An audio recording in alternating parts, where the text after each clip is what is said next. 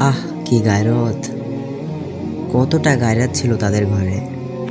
একটা মেয়ের চেহারা কেউ কখনো দেখেনি, না বাজারের ভিড়ে, আর না গলির মোড়ে, আর না উৎসবের আলোয়। এমনকি তার পাশের বাড়ির মহিলারা তার চেহারাও কখনো দেখেনি, তার চেহারা চেনেও না। তার জানালা কখনো খোলা হয়নি, তার হাসি বাতাসে মেশেনি, তার নামও কেউ উচ্চারণ করতে সাহস পায়নি।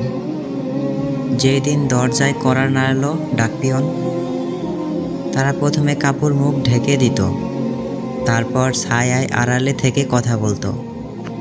এই ছিল তাদের গায়রত।